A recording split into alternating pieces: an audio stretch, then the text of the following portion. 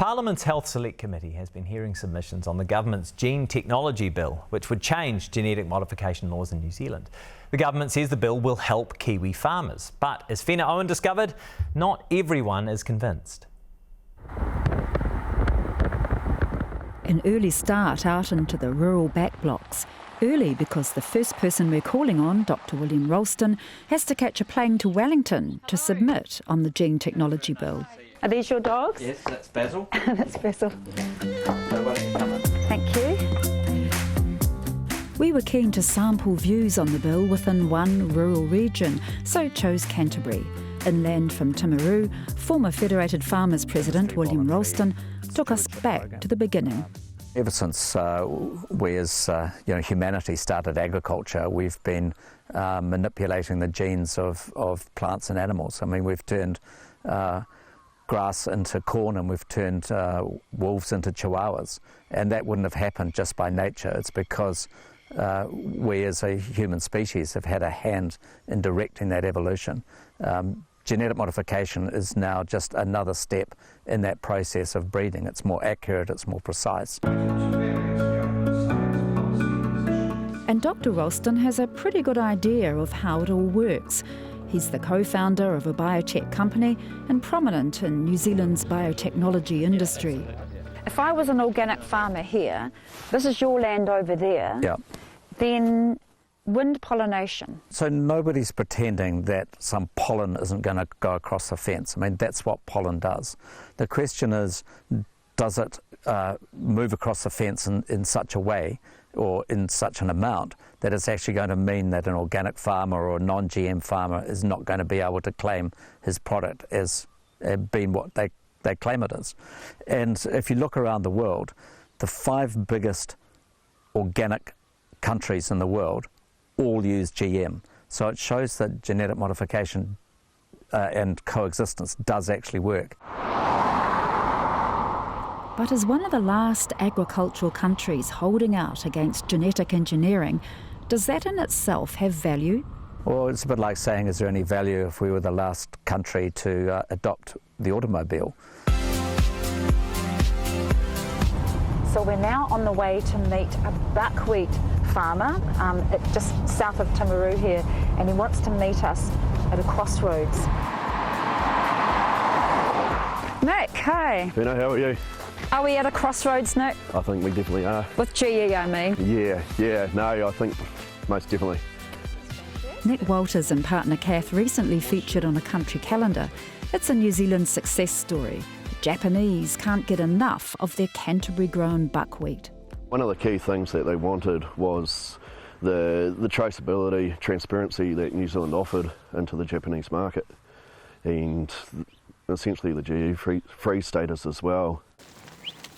Nick says he's not against GE, he can see on-farm positives.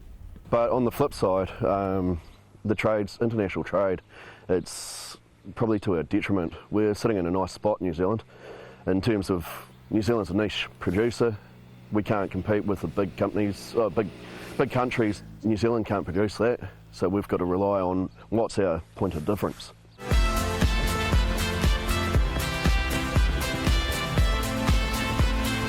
No worries at all. So shall I follow you? If you follow me, I've got just a spot. Follow okay, me. well, I'll follow you. Duncan Hum farms red deer in mid-Canterbury.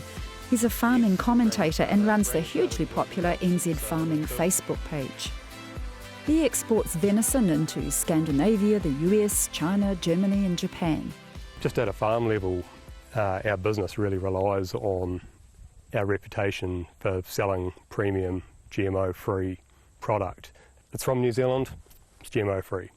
Duncan says he's been following the GE debate for years.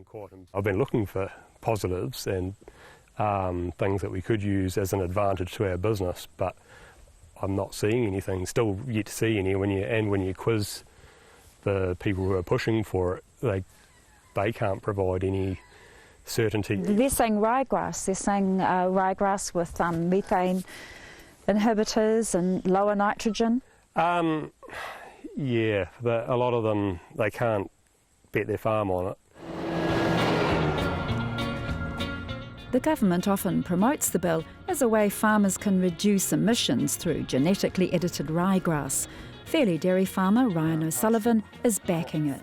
Anything that's going to enhance the performance of that ryegrass in terms of productivity, so any given level of inputs we get more production, or reducing inputs we can get more production. Any enhancement in that productivity is going to be a game changer for the industry, but also for us and our business as dairy farmers. Why do you think it's such a divisive issue around the country? I just think everyone's got a different perception of what GM is, and where you've got uncertainty and misunderstanding, you've got a really wide range of views, I guess. Now we're on our way to see livestock that can't be fenced in. So could they potentially spread GM material? A few bees around us.